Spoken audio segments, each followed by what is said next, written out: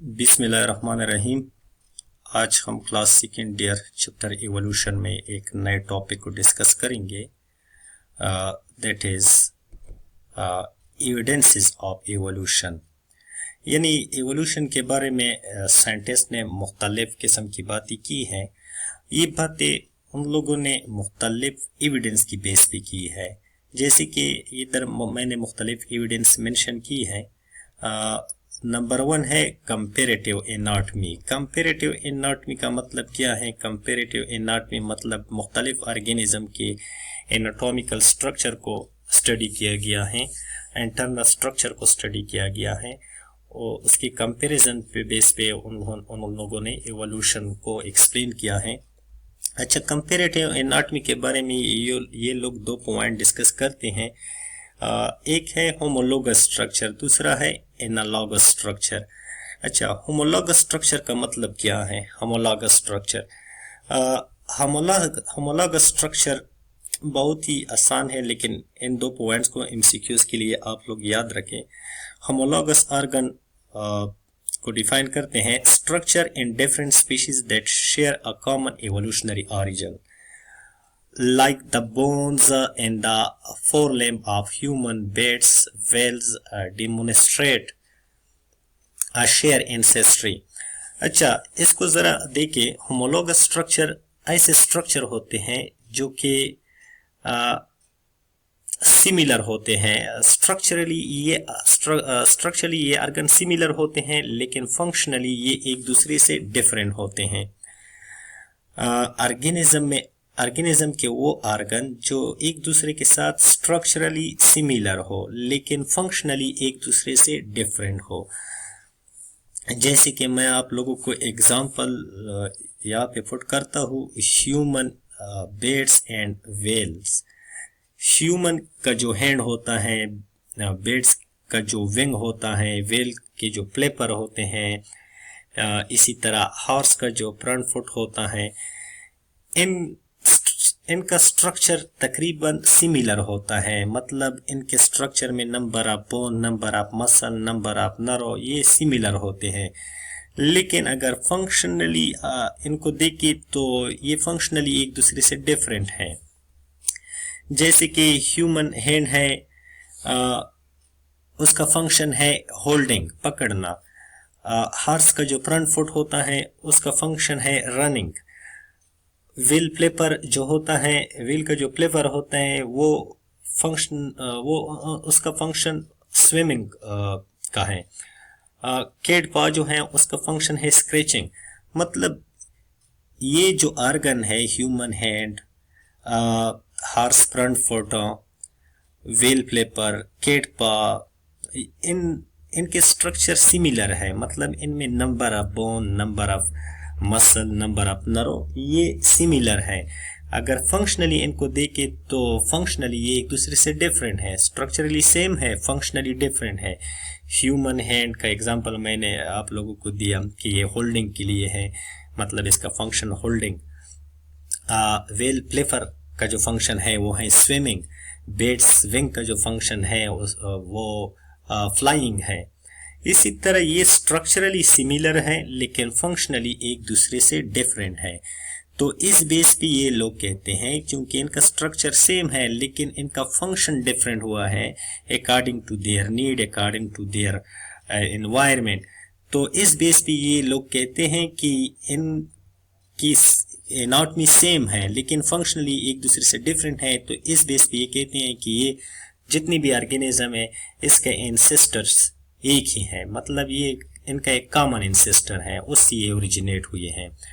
अच्छा, दूसरा पॉइंट है analogous structure. Analogous structure homologous structure के बिल्कुल अपोजिट है। देखिए, स्ट्रक्चर दैट है वो similar function but different evolutionary origin. मतलब मुख्तलिफ ऑर्गेनिज्म के स्ट्रक्चर फंक्शनली सिमिलर होंगे लेकिन उनके स्ट्रक्चर में आप लोगों को डिफरेंस नजर आएंगे। यहाँ पर ऊपर मैंने बताया कि मुख्तलिफ स्पीशीज के स्ट्रक्चर सिमिलर होते हैं, मतलब उनमें number of bone, number of muscle, number of nerve ये सेम होते हैं, उनकी तादाद सेम होती है। जितनी भी स्पीशीज मैंने बताए जैसे ह्यूमन, बैट्स, व्हेल, हॉर्स, इनका फंक्शन, इनका स्ट्रक्चर सिमिलर होता है लेकिन फंक्शन डिफरेंट होता है। लेकिन इन अलग स्ट्रक्चर ऐसे स्ट्रक्चर होते हैं जो स्ट्रक्चरली एक दूसरे से डिफरेंट होते हैं लेकिन फंक्शनली एक दूसरे के साथ सिमिलर होते हैं। Structure that have similar function, ऐसे स्ट्रक्चर जो कि सिमिलर फंक्शन परफॉर्म कर रहे हो बट डिफरेंट एवोल्यूशनरी ऑरिजिन, लेकिन उसका एवोल्यूशनरी ऑरिजिन एक दूसरे से डिफरेंट होगा। स्ट्रक्चरली ये ऑर्गन डिफरेंट होंगे लेकिन फंक्शन इनके सेम होंगे, like the wings of birds and insect. जैसे कि एग्जाम्पल में दो स्पीशीज का जिक्र किया गया है, बर्ड्स एंड इंसेक्ट का। बर्ड्स और इंसेक्ट के जो विंग्स होते हैं, जो पर होते हैं, उनके स्ट्रक्चर को अगर आप देखें तो उनके स्ट्रक्चर में आप लोगों को number of bone, number of muscle, number of nerve में डिफरेंस आएगा। लेकिन अगर फंक्शन को देख के बर्ड्स का जो विंग है और इंसेक्ट के जो विंग्स हैं, इनका फंक्शन सेम है। फंक्शन क्या है दोनों का? विंग्स का फंक्शन है फ्लाइंग। तो ऐसे ऑर्गन जो स्ट्रक्चरली एक दूसरे से डिफरेंट हो लेकिन फंक्शन उनका सेम हो, ऐसे स्ट्रक्चर को हम एनालॉगस स्ट्रक्चर कहते हैं। और ऐसे स्ट्रक्चर जो स्ट्रक्चरली एक दूसरे से डिफरेंट हो लेकिन फंक्शन एक जैसा हो, ऐसे स्ट्रक्चर को हम होमोलॉगस स्ट्रक्चर कहते हैं।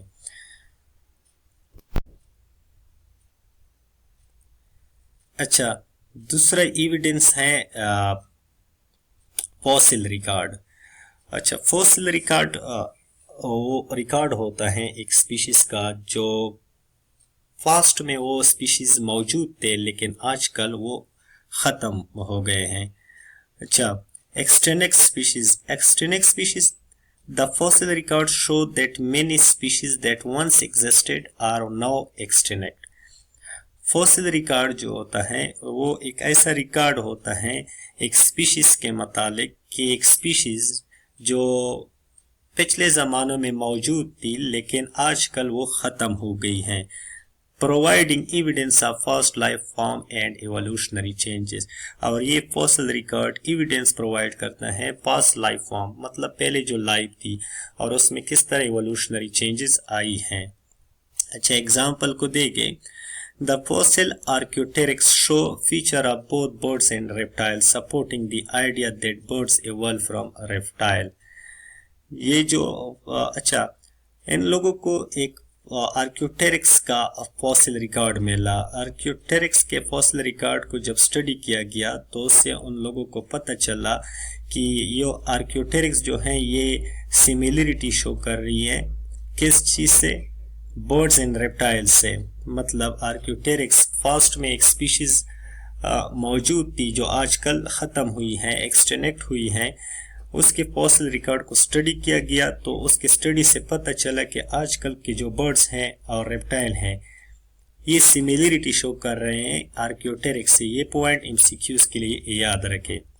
और यही पॉइंट इस आइडिया को भी सपोर्ट करता है कि आजकल के जो बर्ड्स हैं ये इवॉल्व हुई हैं रेप्टाइल से। मतलब पहले रेप्टाइल मौजूद थे, आज भी मौजूद हैं, लेकिन कुछ स्पीशीज में चेंजेस की वजह से आज जो है रेप्टाइल से कुछ बर्ड्स इवॉल्व हुई हैं, बर्ड्स की फॉर्म में स्पीशीज मौजूद हैं। एक दूसरा एग्जांपल है, कहते हैं कि 60 मिलियन ईयर एगो एक फॉसिल रिकॉर्ड को स्टडी किया गया और एक स्पीशीज का जिसका नाम था यूहेपस। मतलब 60 मिलियन ईयर एगो एक स्पीशीज यहाँ पर जमीन पर मौजूद थी जो आजकल खत्म हुई है। वो कौन सी स्पीशीज थी? यूहेपस। उसके फॉसिल रिकॉर्ड को जब स्टडी किया गया तो वो सिमिलरिटी शो कर रहा है आजकल के इक्वस से, यानी हार्स से। इससे भी ये, इस एविडेंस से भी ये इवोल्यूशनिस्ट कहते हैं कि जो हार्स, आजकल की जो हार्स हैं ये इवॉल्व हुई हैं 60 मिलियन ईयर एगो एक स्पीशीज से जिसका नाम है यूहेपस। अच्छा, तीसरा एविडेंस है बायोकेमिस्ट्री का। बायोकेमिस्ट्री यानी जेनेटिक्स। जितने भी ऑर्गेनिज्म आजकल मौजूद है, all organism have own DNA, RNA and ATP। इस एविडेंस की बेस पे भी एवोल्यूशनिस्ट कहते हैं कि चूंकि जितनी भी ऑर्गेनिज्म है प्रोकैरियोट से लेकर कॉम्प्लेक्स यूकैरियोट तक, सब में डीएनए जेनेटिक मटेरियल है, आरएनए है और सब के सब एटीपीज एनर्जी सोर्स के तौर पर यूज करते हैं। तो इस एविडेंस के बेस पे भी एवोल्यूशनिस्ट का कहना है कि जितनी भी ऑर्गेनिज्म है सब के सब एक कॉमन एंसेस्ट्री को शो कर रहे हैं, मतलब ये ओरिजिनेट हुए हैं। एक स्पीशीज मौजूद थी, उससे नई स्पीशीज वजूद में आई है। किस बेस पे एक बात कह रहे हैं कि आजकल अगर देखा जाए जितनी भी ऑर्गेनिज्म है, हर एक ऑर्गेनिज्म में आप लोगों को डीएनए मिलेगा, आरएनए मिलेगा, एटीपी मिलेगी। तो इस एविडेंस के बेस पे एवोल्यूशनिस्ट कहते हैं कि जितनी भी ऑर्गेनिज्म है वो सब के सब एक कॉमन एंसेस्टर से इवॉल्व हुई है। अच्छा, नेक्स्ट जो एविडेंस है 4th नंबर, ये है कंपैरेटिव एम्ब्रियोलॉजी। अच्छा, आप लोग यहाँ पे मैंने टाइपिंग में थोड़ी सी गलती की है, कंपैरेटिव एनाटॉमी लिखा है। आप लोग नोट्स में अपने साथ या एनाटॉमी की जगह एम्ब्रियोलॉजी को पुट करें। तो 4th नंबर जो एविडेंस है वो है कंपैरेटिव एम्ब्रियोलॉजी। एनाटॉमी ऑलरेडी हम डिस्कस कर चुके हैं, आप लोग यहाँ पर एम्ब्रियोलॉजी लिखे। अच्छा, similarity and early development. Evolutionist का कहना है कि जितनी भी ऑर्गेनिज्म है उनकी डेवलपमेंटल स्टेजेस को अगर देखा जाए, अर्ली डेवलपमेंटल स्टेजेस को, तो सब के सब में सिमिलरिटी मौजूद है। अच्छा, the embryo of different vertebrate species show striking similarity in their early developmental stages suggesting a common ancestry. कहते हैं कि जितनी भी मुख्तलिफ टाइप के आजकल डिफरेंट वर्टिब्रेट स्पीशीज है, कंपैरेटिव एम्ब्रियोलॉजी में एवोल्यूशनिस्ट का कहना है कि जितनी भी आजकल के डिफरेंट वर्टिब्रेट स्पीशीज हैं उनके अगर एम्ब्रियोनिक डेवलपमेंटल स्टेजेस को देखा जाए तो उनके अर्ली डेवलपमेंटल स्टेजेस में सिमिलरिटी आप लोगों को नज़र आएगी। तो इस आइडिया के बेस पे भी ये सजेस्ट करते हैं कि जितनी भी वर्टिब्रेट हैं उनका एक कॉमन एंसेस्टर है, मतलब वो एक कॉमन एंसेस्टर से इवॉल्व हुए हैं। एग्जाम्पल देके, vertebrate embryo have structure like पेरिंजियल pouches and tail which are present in the early stages but disappear or transform in later development। अच्छा, अर्ली एम्ब्रियोनिक डेवलपमेंट में अगर आप लोग मुख्तलिफ ऑर्गेनिज्म की स्टेजेस को स्टडी करेंगे तो ज़ाइगोट बनता है सब वर्टिब्रेट्स में। उसके बाद फिर जो है ज़ाइगोट से ब्लास्टोमेयर सेल बनते हैं, ब्लास्टोमेयर से फिर मरोला, गेस्ट्रोला, ये जितनी भी स्टेजेस हैं ये सिमिलर है। पेरिंजियल पाउचेस और टेल जो कि एम्ब्रियोनिक के अर्ली स्टेजेस में मौजूद होते हैं, लेकिन बाद में वो डिसअपियर होते हैं या ट्रांसफॉर्म होते हैं लेटर डेवलपमेंटल स्टेजेस में। अच्छा, लास्ट एविडेंस जो है वो है वेस्टिजियल आर्गन। वेस्टिजियल आर्गन कौन से आर्गन होते हैं? वो आर्गन जो कि उनका यूज़ कम हो जाता है तो फिर वो डिसअपियर हो जाते हैं, मतलब उसका फंक्शन ख़त्म हो जाता है।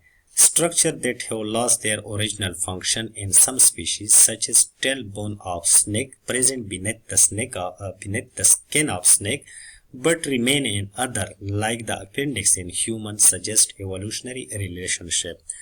अच्छा, कुछ स्ट्रक्चर होते हैं जो कि टाइम के साथ अपना जो ओरिजिनल फंक्शन होता है वो लॉस कर जाता है। जैसे कि अभी अगर आप लोग देखें, कहते हैं कि स्नेक का जो स्किन होता है उसकी नीचे एक टेल बोन प्रेजेंट होता है जो टाइम के साथ वो ख़त्म हो जाता है, जो अपने फंक्शन को लॉस कर जाता है। लेकिन कुछ में ये स्ट्रक्चर रिमेन होते हैं लेकिन फंक्शन इनका नहीं होता। जैसे कि अपेंडिक्स है इन ह्यूमन में, ये अपेंडिक्स हमारे अंदर मौजूद होता है जिसने अपना फंक्शन